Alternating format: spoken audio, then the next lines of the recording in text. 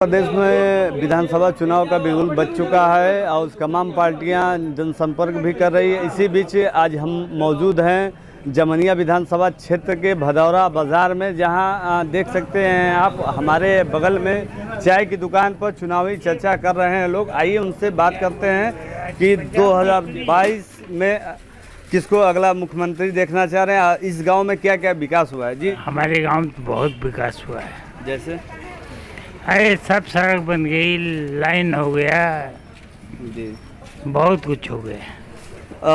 2022 चुनाव 7 मार्च को है। आने वाले 7 मार्च को किस कैंडिडेट को आप यहाँ का विधायक चुनना चाह रहे हैं? हम चाह रहे हैं यहाँ का विधायक हूँ वही भाजपा का कोई है। वही हमारे साथ दूसरे लोग भी हैं। जी, अपना परिचय बता दें। राकेश कुमार सिंह।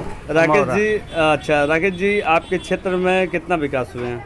विकास बहुत नहीं हुआ है, खाली बिजली में सुधार है, बाकी परिवर्तन नहीं है उतना। जी। सरकार लगातार दावे कर रही है कि माफिया राज, गुंडा राज सब खत्म हो गए हैं। हर रोज बिजली है और रोजगार है, हर चीज़ दिया जा रहा है। इसको लेकर किस नजर से देखते हैं? नहीं, माफिया उफिया पे तो कार्रवाई हुई है, लेकिन और जो कह रही है वो बहुत नहीं है, ग्राउंड पे नहीं है। ग्राउंड पर नहीं है। तो 7 मार्च को आप किसको यहाँ का विधानसभा चुनाव में चाह रहे हैं भेजना? अभी कैंडिडेट पे निर्भर करता है। कैंडिडेट अभी आने वाले हैं, इसके बाद बताया जाएगा किसको किया जाए। अगर यूपी का अगला मुख्यमंत्री किसको आप लोग देना चाह रहे हैं इस सब मुद्दे को लेकर? हमारे चाहने से नहीं होगा, आम पब्लिक जो चाहेगी वही होगा। हम अभी कैंडिडेट के ऊपर निर्भर करते हैं, तब वोट करेंगे।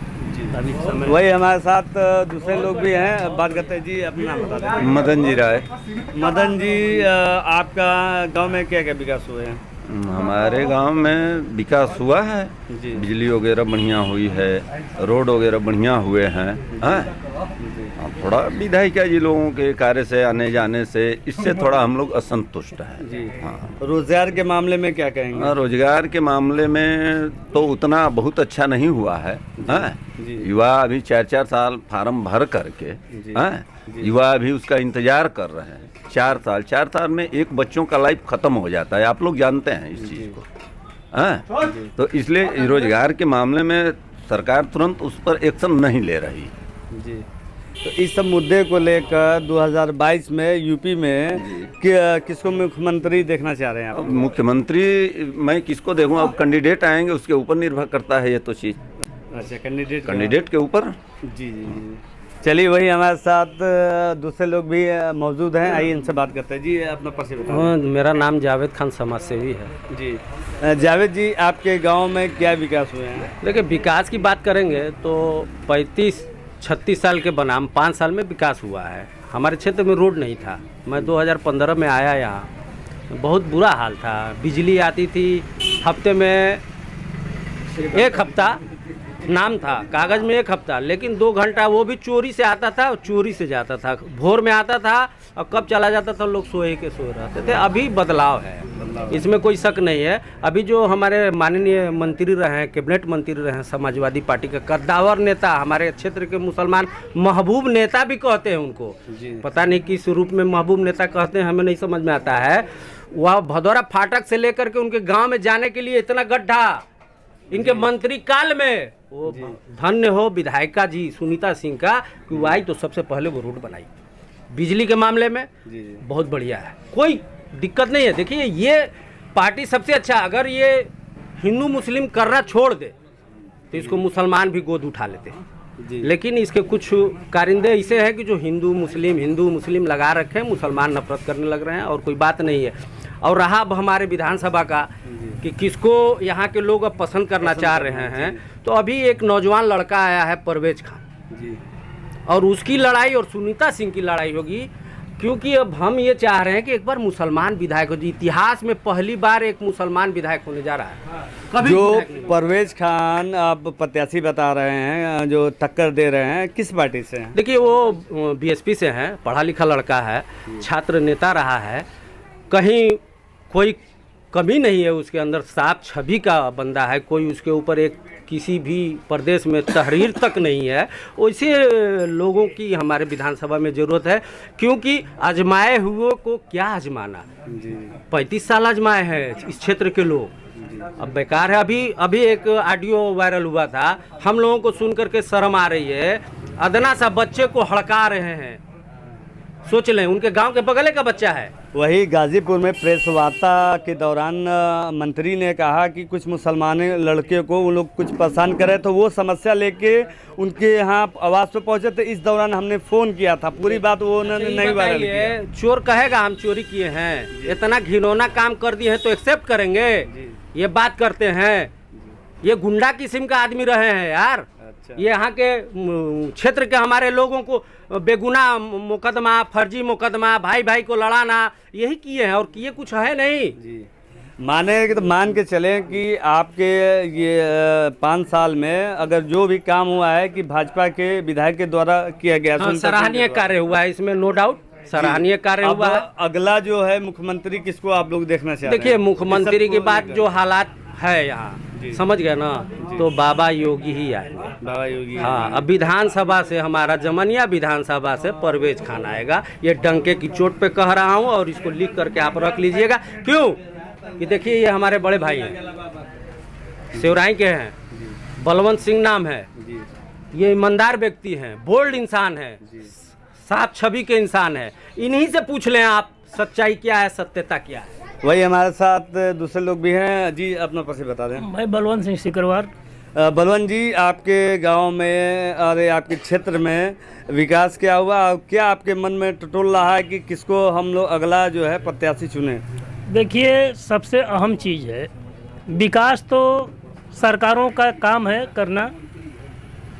रही सवाल हमारे क्षेत्र की विकास की, तो मैं नहीं, ये पूरे क्षेत्र की जनता आज के डेट में इस विधायिका से एकदम निराश है। कारण ये विधायिका जब खुद चुनाव जीत करके आई थी, तो अपने गाड़ी में तेल भरवाने के लिए एक ऑडियो इनका वायरल हुआ था, जिसमें यह खुद बोल रही थी कि मैं अपने पॉकेट से तेल भरवाऊंगी। मैं जानती हूँ यहाँ पे कि कौन कौन गलत काम करता है, कैसे कैसे होता है, और मेरे संज्ञान में कोई न दरोगा संज्ञान में देता है, न वो गलत ठेकेदार जो काम करता है वो करता है।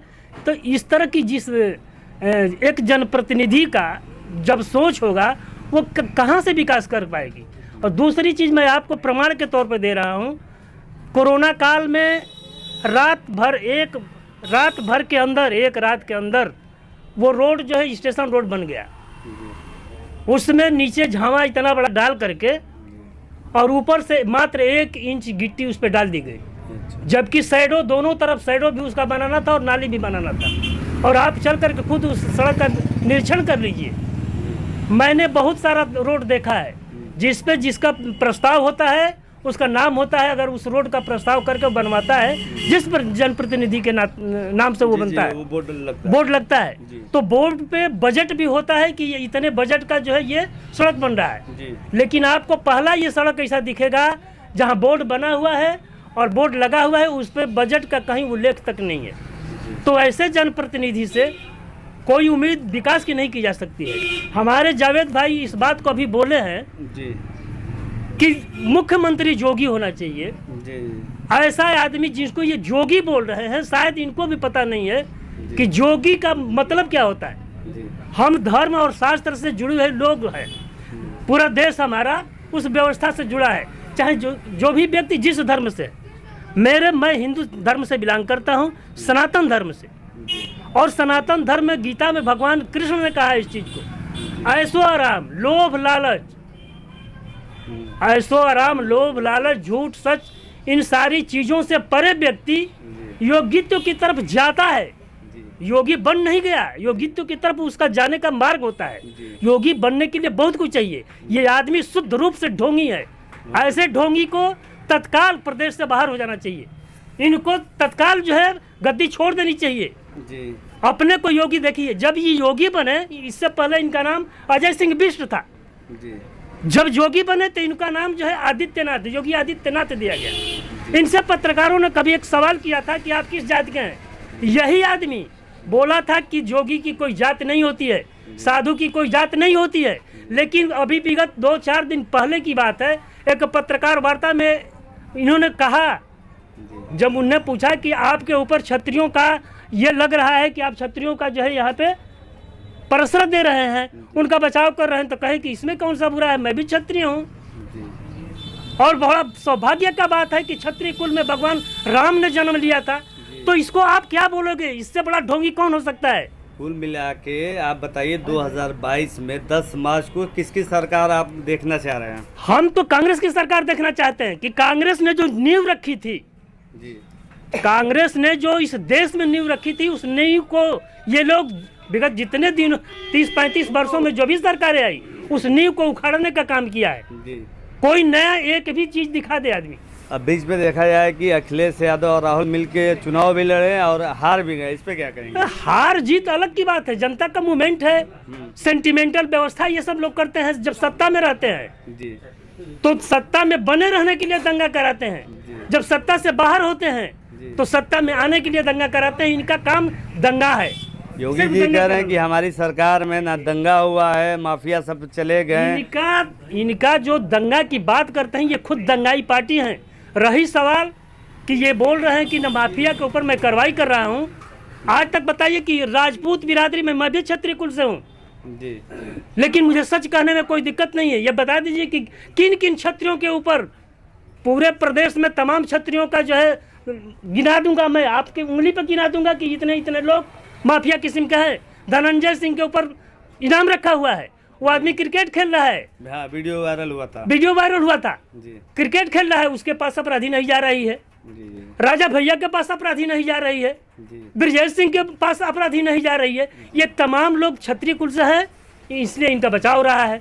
एक सेंटिमेंट इन लोगों को पैदा करना है, हिंदू और मुस्लिम, और हिंदू मुस्लिम के सेंटिमेंट को पैदा मतलब करने के लिए मुस्लिम माफियाओं के ऊपर ये कार्रवाई करके सिर्फ एक संदेश देना चाहते हैं हिंदू वर्ग को कि हम देखो मुस्लिमों को प्रताड़ित कर रहे हैं, हमें आप वोट दो जी। गृह मंत्री हमारा बोल रहा है कि जब ये पार्टी चली जाएगी, सत्ता में दूसरी पार्टी आप आएगी तो आप वो दंगा कराएगी।